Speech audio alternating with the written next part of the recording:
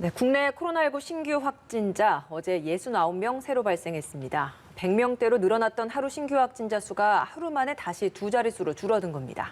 네, 하지만 여전히 수도권 감염이 대다수를 차지한 가운데 곳곳에서 새로운 감염이 잇따르고 있는 내용들, 김경우 인제대 서울백병원 교수와 함께 짚어보겠습니다. 어서 오세요. 네, 안녕하세요. 네, 오늘 신규 확진자 발표 69명 나왔다라는 발표가 있었습니다. 지역 감염 사례가 69명 중에 60명이었고 해외 유입 사례가 9명입니다. 지역별로 보면 경기에서 22명, 서울에서 19명, 대전에서 7명, 이렇게 경기와 서울 중심으로는 여전히 좀 많이 나오는 상황인 것 같은데 어제 세 자릿수가 좀 올라가다 보니까 좀 많은 걱정을 하는 시각들도 있었는데 오늘 또 다행히 다시 또 두 자릿수로 내려갔습니다. 물론 일희일비할 수는 없습니다만 추석 연휴에 확진자 수치가 이제 앞으로도 나올 거잖아요. 좀 어떻게 좀 예상을 하십니까?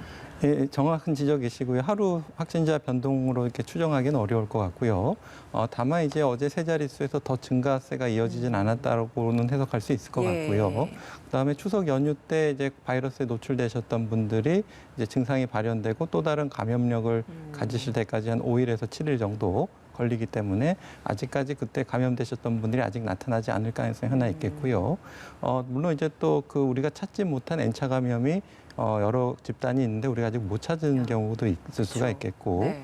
또 지적하신 것처럼 대부분 수도권에서 발생하고 있기 때문에 여전히 수도권 발생 비율이 높고 저희가 이제 추석 연휴 때 좀 우려했던 것이 이제 수도권에서 이제 비수도권으로 감염 전파 증가가 좀 우려됐었는데 아직까지 그런 현상은 보이고 있지는 않지만 조금 더 기다려봐야 될 것 같고요. 네. 아마 수도권에서 수도권으로 또 이동하면서 전파된 사례들이 계속 보고가 되고 있고 아직 감염 경로를 모르는 확진자들이 계속 나오고 있기 때문에 그러니까 어디서 감염됐는지 모르지만 증상이 있어서 검사를 했더니 양성이 나왔다. 이런 분들이 상당히 많고 또 그런 분들을 중심으로 접촉자를 조사하다 보면은 또 집단 감염이 또 숨어 있는 경우도 있기 때문에 앞으로 이제 확진자 발생 양상을 조금 더 지켜봐야 할 것 같습니다. 네. 네, 일단은 다음 주부터 사회적 거리두기 단계가 어떻게 될 것이냐를 많이 궁금해하실 거예요.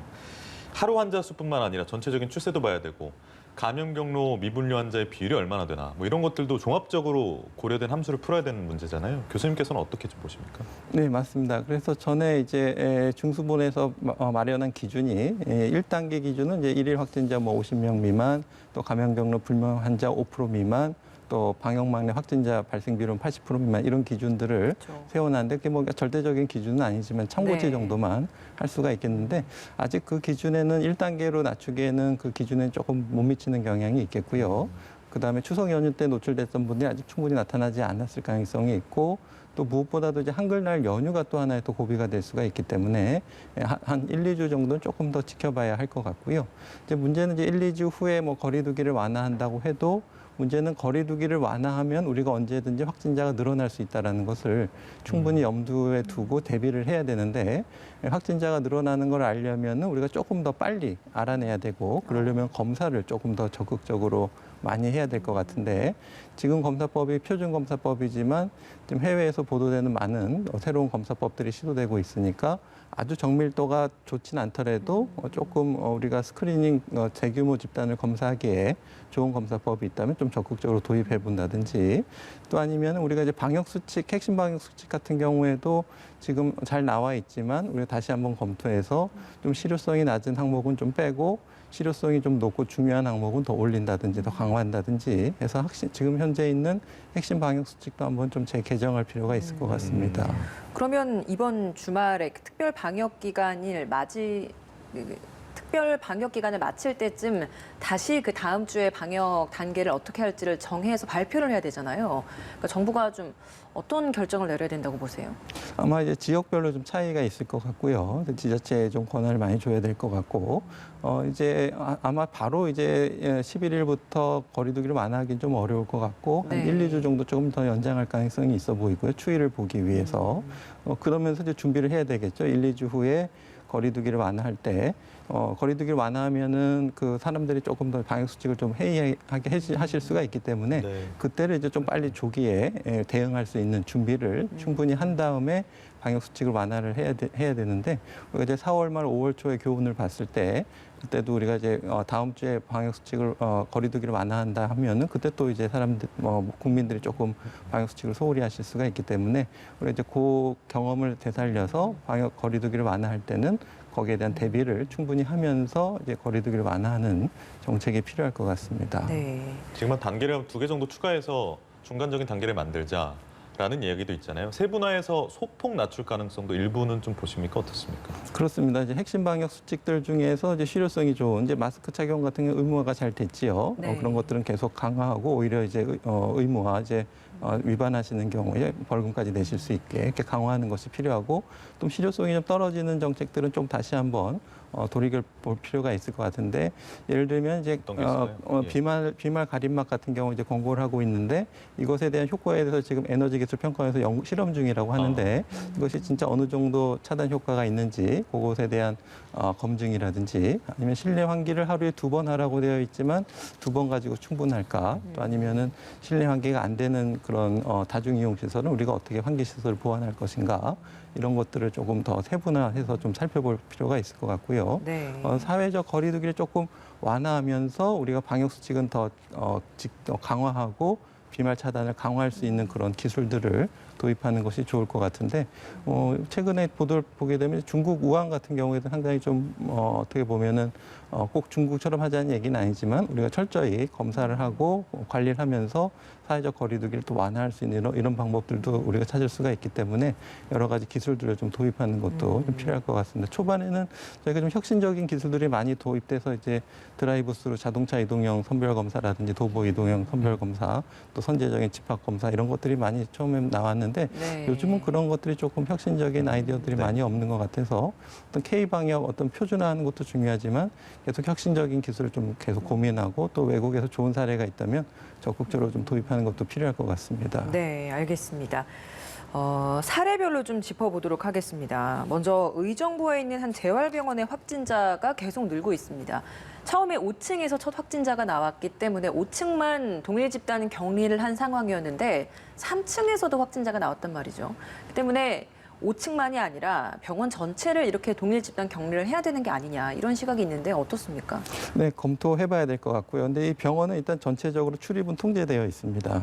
그리고 5층 같은 경우에는 5층에 한해서 다른 층 간의 이동을 금한 상태가 되어 있고 병원에서 이제 좋아지시고 코로나 음성이면 퇴원만 가능하고 또 진료나 외래는 안 되는 상황이기 때문에 어느 정도의 격리는 되어 있는 상태인데 말씀하신 것처럼 3층에서 이렇게 확진자가 나오면은 이제 다른 층에 또 전파가 될 수가 있는데 또 이미 됐을 수도 있을 가능성이 있거든요. 그래서 아마 이제 추가적인 코호트 격리도 필요할 것 같고 네. 또 증상이 의심되시는 분은 적극적으로 좀 확인해보는 것이 좀 필요할 것 같습니다. 예. 네.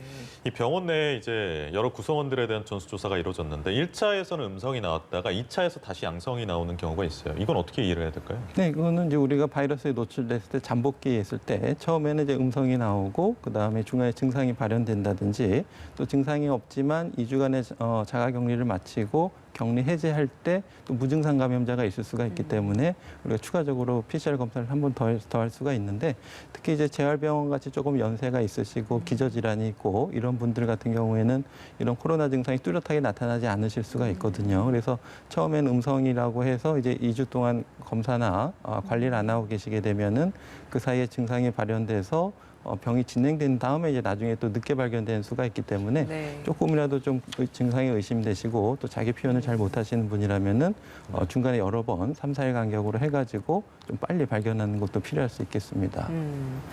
근데 문제가 앞서서 어디서 감염됐는지 모르는 경우에 대해서도 빠른 검사를 통해서 좀 확인을 하는 게 필요하다라고 얘기해 주셨는데 지금 이 의정부 재활병원 사례만 봐도 감염 경로를 알 수 없는 어디서 감염이 됐는지 알 수 없는 사례 중에 하나란 말이죠.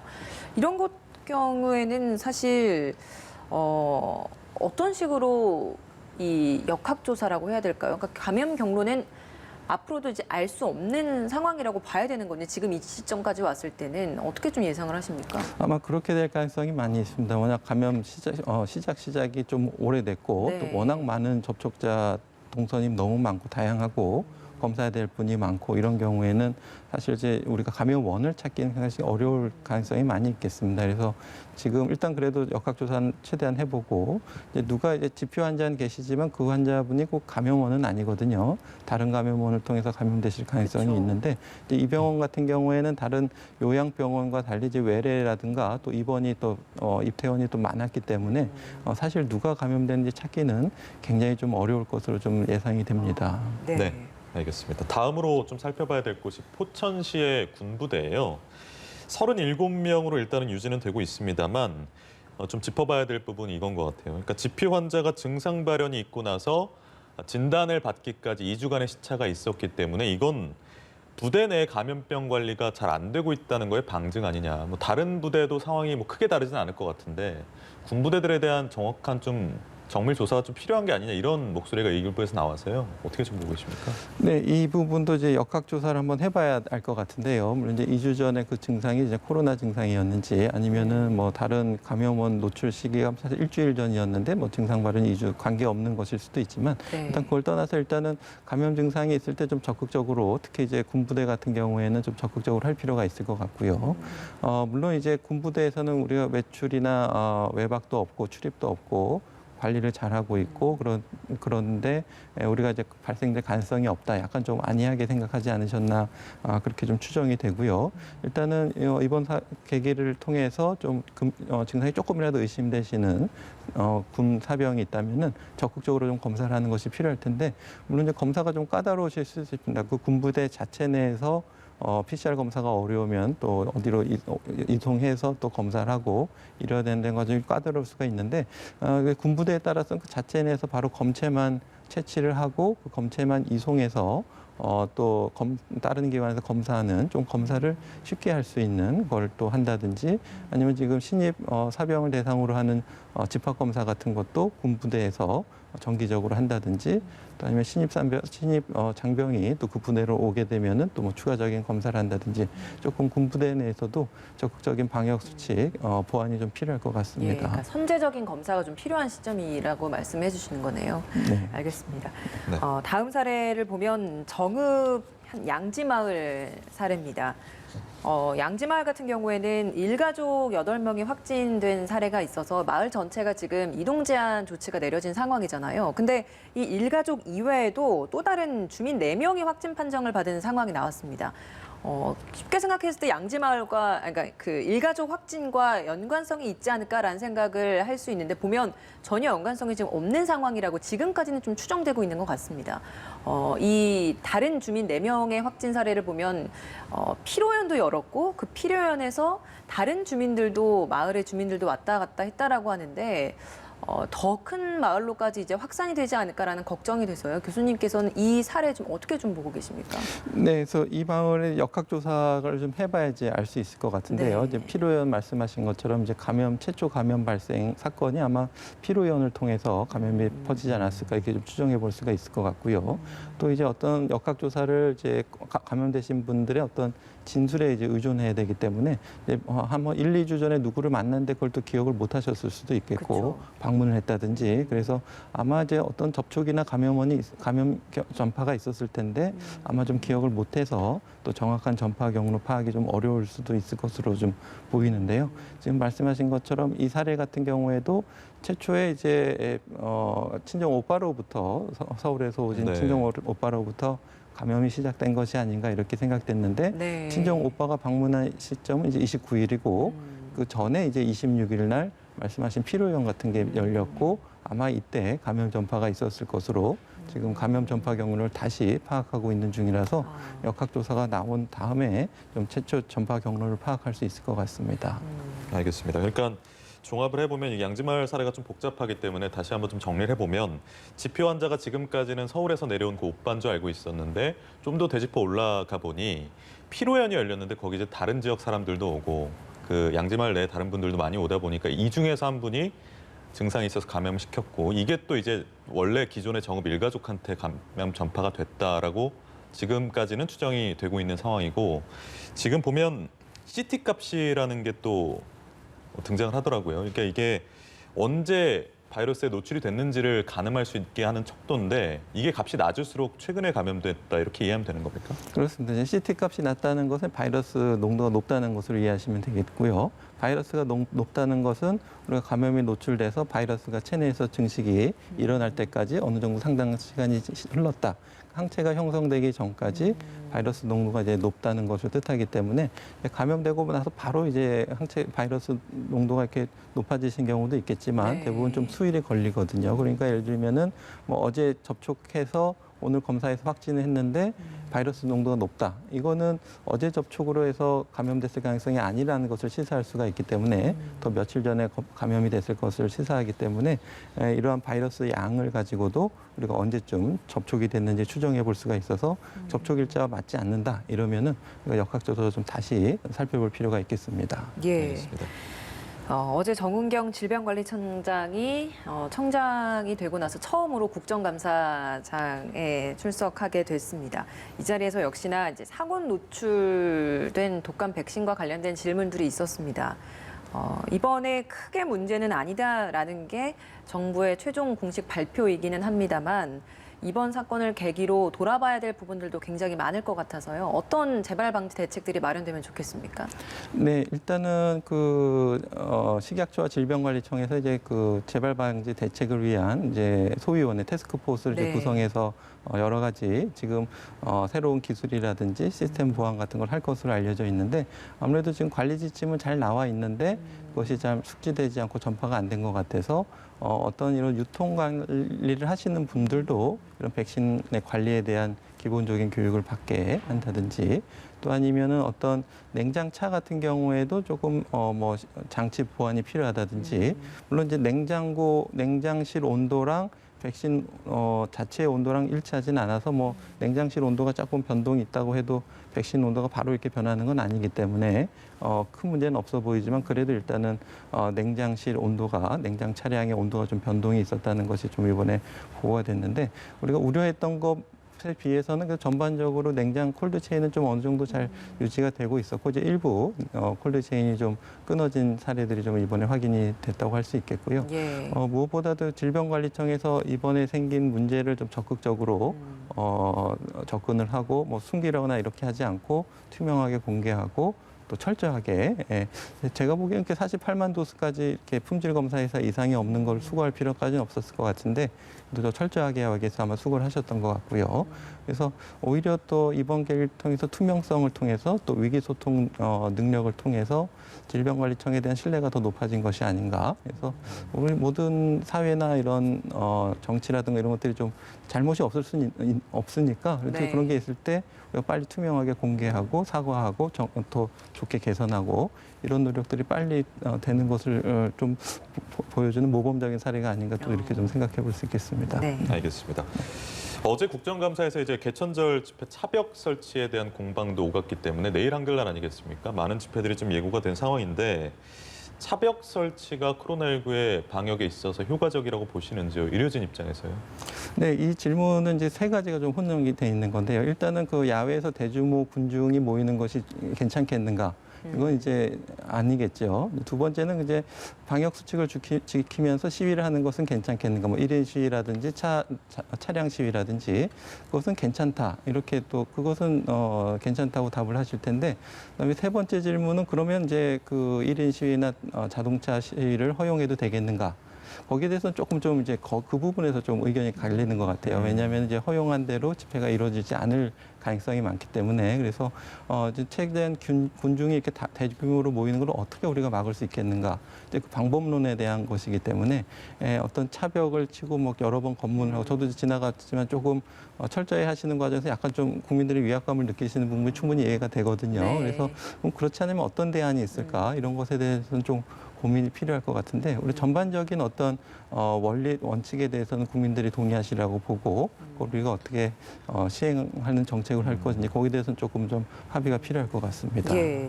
마지막으로 이 질문 좀 드려보겠습니다. 빨간 약으로 잘 알려져 있는 포비돈 요오드 이게 코로나19에 좀 효과가 있다 이런 국내 시험 결과가 나왔다라고 해서 많은 국민들이 뭐 효과가 있으면 어떤 효과가 있는 거지라는 궁금증이 있으실 것 같아서요. 어떻습니까? 네, 이 포비돈 실험은 그 미국에서 네. 미국에는 이 포비돈을 희석한 용액이 이제 상품화돼서 나와 있는데 그 상품화된 포비돈 용액을 가지고 이제 실험을 한 것이 되겠습니다. 그래서 15초 동안 바이러스에 노출시켰더니 바이러스 감염력을 잃었다라는 논문이기 때문에 실험실 논문이 되겠습니다. 직접 네. 사람한테 했더니 사람이 코로나에 안 걸렸다 그게 아니고 실험실 논문이기 때문에 이것이 이제 사람한테 했을 때 코로나 예방 효과가 있고 또 우리 코 점막에 안전한지 여러 번 장기적 써도 안전한지 그건 아직 밝혀져 있지 않기 때문에 이것을 우리나라는 아직 그게 없기 때문에 우리가 희석해서 만들어서 쓰시면 안 되겠고요. 지금 나와 있는 포비돈은 우리가 상처에 바르는 피부용이기 때문에 그렇죠.